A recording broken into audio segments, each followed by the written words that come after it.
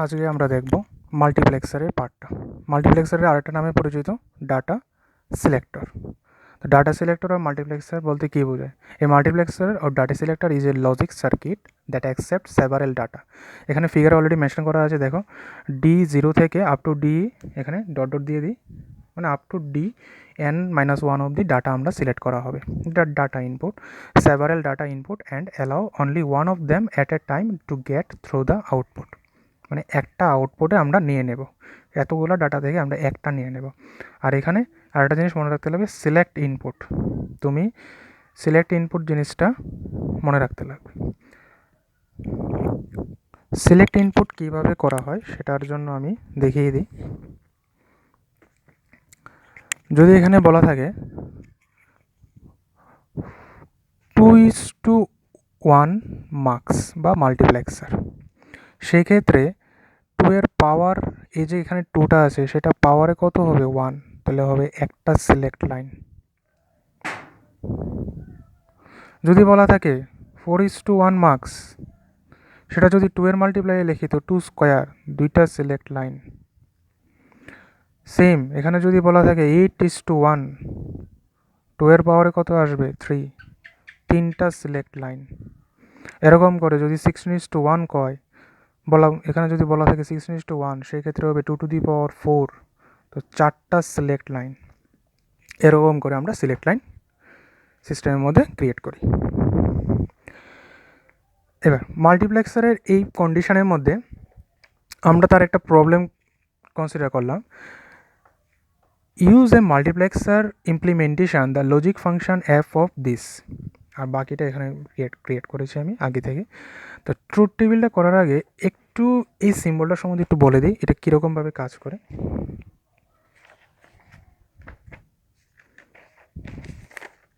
সিম্বলটা মানে হচ্ছে XOR gate, ঠিক তো? এক্সর গেট বলতে আমরা এরকমভাবে গেটটা ড্র করি। প্রথম বেসিকটা একটু বুঝতে হবে, তারপরে বাকিটা ইজিলি বোঝা যাবে। নিয়ে নিলাম দুইটা input A or B, and তার যে অপারেশনটা হবে এ এক্সর বি। এক্সর বিতে 2 ইনপুট বাইনারি টেবিলটা আগে লিখতে হবে। 2 ইনপুট বাইনারি টেবিলটা হচ্ছে 0 0 0 1 1 0 অ্যান্ড 1 1। এই কন্ডিশনে 0 0তে সেটা হয় 0, 0 1-এ হবে 1, 1 0-তে হবে 1, আর 1 1-এ হবে 0। তো এই টেবিলটা একটু ভালো করে মনে রাখতে হবে। 0 0-তে 0, 0 1-এ 1, 1 0-তে 1, 1 1-এ 0। এবার আসি আমরা কোশ্চেনের মধ্যে। এই জায়গায় আমার 3টা ইনপুট অলরেডি তারা মেনশন করে দিয়েছে। 3টা ইনপুট প্রথমে লিখলাম। আর সিলেক্ট লাইন কীভাবে বাই করবো? 3টা ইনপুট বলা আছে, 3টা ইনপুটের সিলেক্ট লাইন। তো অ্যাকচুয়ালি এটা আমরা 8:1 ইমপ্লিমেন্ট করতে বলা হয়েছে। এখানে আমি লিখে দিই, এখানে ব্র্যাকেটে লেখা থাকবে ইউজ 8:1 মার্কস।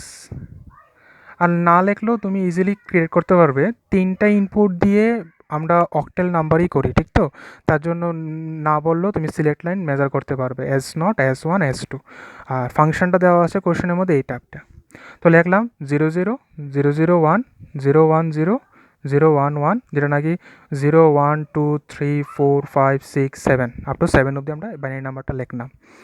এবার এই এক্সরের পার্টটা কীভাবে করবে? 0 0, তো 0 0 0-তে 0, বিকজ এক্সর গেটে প্রিভিয়াসে আমরা দেখেছিলাম 0 0-তে 0, 0 1-এ 1, 0 1-এ 1, 1 0-তে 1, 0 1-এ 1, 1 1-এ 0 হয়। এই যে 1 1-এ 0 হয়। নেক্সটে 1 0-তে 1, 1 0-তে 1, 1 0-তে 1, 1 1-এ 0 হবে, 1 1-এ 0, 0 0 0, 1 1-এ 0, 0 1-এ 1। তো এই হলো আমার টোটাল সিলেক্টেড লাইনগুলো। এবার সেটা বোঝার জন্য আমি একটা কাজ করে দিই, এখানে আমি ডেটাগুলি লিখে নিই। Data D0, D1, D2, D3, D4, D5, D6 and D7 অবধি আমরা লিখে নিলাম ডেটাগুলি যেটি আমরা পেলাম। এবার 8:1 মার্কসের মধ্যে তুমি প্রথমেই একটা টেবিল ড্র করবে। 8:1-এ বলা আছে তোমার লেফট সাইডে থাকবে 8টা ডেটা, থাকবে 8টা সিলেক্ট লাইন বাদে ডেটা থাকবে 8টা, একটা থাকবে তোমার আউটপুট। তো একটা আউটপুট তুমি অলরেডি জানো, লিখতে পারো আউটপুট F, ফাংশনটা আসবে। তো ডেটাগুলির জন্য প্রথমে দেখো ডেটাগুলিতে তুমি 0 0 কার মধ্যে পেয়েছো, কোন কোন ডাটাতে 0 পেয়েছো? D0, D3, D5, D6, D0, D3 D5 D6 সেটাতে জিরোতে কানেক্ট করে দিতে হবে, সেটাকে জিরোতে কানেক্ট করে দিতে হবে। আর বাকিগুলো ওয়ান পেয়েছি, তো বাকিগুলো ওয়ানে এটা D1 D2 D4 D7-এ আমরা কানেক্ট করে দিলাম। আর এখানে লিখতে লাগবে সিলেক্ট লাইন। সিলেক্ট লাইন তো আমরা অলরেডি এখানে মেনশনই করেছিলাম, S0 S1 S2, তো সেটা মনে রাখতে লাগবে। S0 কোন ইনপুটের জন্য? S0 হচ্ছে সি এর জন্য, তো সেখানেও সেমভাবে S0 লিখে এখানে সি দিবে, S1 লিখে বি দেবে, S2 লিখে এ দেবে। তো এটাই হচ্ছে তোমার এই টোটাল ইমপ্লিমেন্টেশন। নেক্সট কোশ্চেনের দিকে ফোকাস করতে হবে। এখানে বলা আছে implement the following function using 8:1 or 8:1 marks. এখানে দেখো এসওপিতে দেওয়া আছে, সাম অফ প্রোডাক্টে দেওয়া আছে, তো এখানে ট্রুথ টেবিলটা আমরা ড্র করে নিলাম। ট্রুথ টেবিলটা ড্র করার সময় আমরা সেম 8:1 বলা আছে, সিলেক্ট লাইন 3টা হবে XYZ। তো যেহেতু সিলেক্ট লাইন 3টা হবে, তো তার রেসপেক্টিভ বাইনারিটা লিখলাম। প্রথম যে বাইনারিটা লিখলাম সেটা তো আমরা জানি 0 1 2 3 4 আপ টু 7 অবধি লিখলাম। এবার আমার সিস্টেমের মধ্যে দেখো জিরো ইনপুট আছে, তো জিরো আছে মানে কি, তা এই প্রথমটা হচ্ছে জিরোর জন্য, তো সেটাতে আমি সিগন্যাল দিলাম, সেটা আমার কোশ্চেনের মধ্যে প্রেজেন্ট আছে, বাট ওয়ান নেই, তো ওয়ান এ জিরো। দেন টু আছে, তো টু এতে সিগন্যাল, থ্রি আছে, থ্রি এতে সিগন্যাল, ফোর নেই, ফাইভ আছে, ফাইভে সিগন্যাল, 6 7 নেই, 6 7-এ 0 0। তো এখানেও সেম ডেটা হচ্ছে প্রথম থেকে D0 ধরো আপ টু D7 অবধি ধরো, তাহলে দেখবে তোমার কাছে D0-এ একটা আছে, D2-তে আছে 1, D3-তে আছে 1, অলরেডি এখানে বলাও আছে, D5-এ আছে 1, তো সেগুলোকে 1-এ নিয়ে কানেক্ট করো।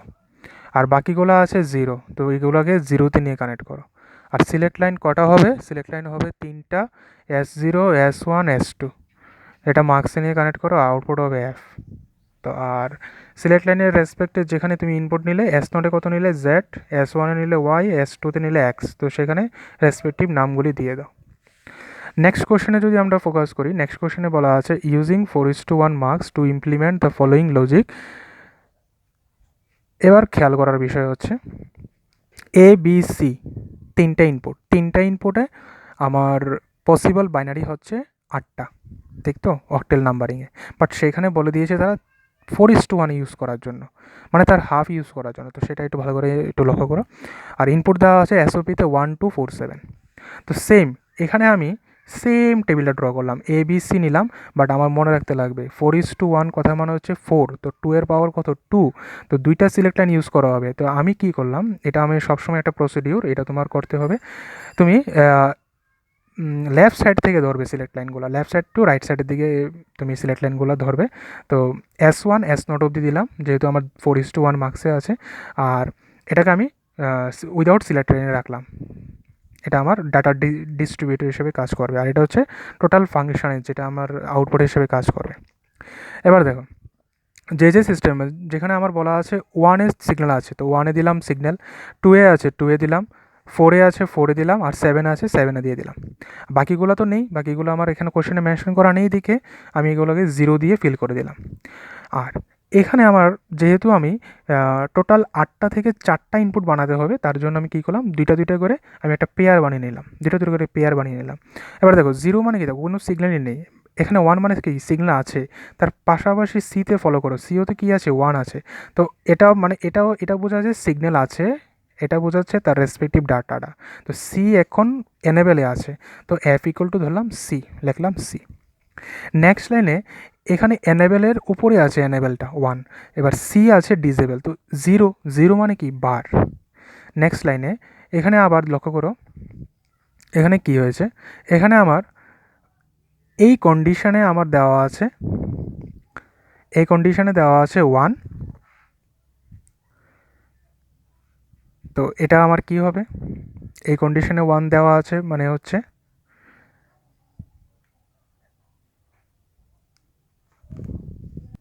ট্রুথ টেবিলের মধ্যে এখানে আমরা দেওয়া আছে 1 0, তো 1 আছে বলতে কি সি, তো এখানে সিতে তো 0 আছে, 0 সেটা আমরা সবসময় জানি 0 থাকলে বার হয়, সি বার। আর 7-এ আমরা নিয়ে নিয়েছিলাম, 7-এর সোজাসুজি যদি আমরা লক্ষ্য করি এখানে আছে 1, তো 1-এর সিটা সিলেক্ট হবে সি দিয়ে, বিকজ এখানে 1 তো এনেবেল বোঝায়, তো সি দিয়ে সিলেক্ট হবে। আর এখানে যখন ইমপ্লিমেন্ট করবো দুইটা select line S0 S1 respective A আর বি লিখতে হবে, যেখানে যেই নাম দেওয়া আছে সেই নামটা বসাতে হবে। 4:1 মার্কস, একটা আউটপুট হবে। আর এখানে আমরা দেখো এখানে লিখেছি যেহেতু 4:1 D0, D1, D2, D3, এটা আমরা ধরলাম ডি।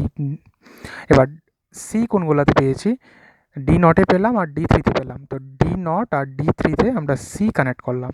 আর সি বার কোনগুলোতে পেয়েছি, D1 আর D2-তে, তো D1 আর D2-তে আমরা সি বার কানেক্ট করলাম, মানে নট গেটে কানেক্ট করলাম। নট গেট মানেই তো বার, তার জন্য নট গেটে কানেক্ট করলাম।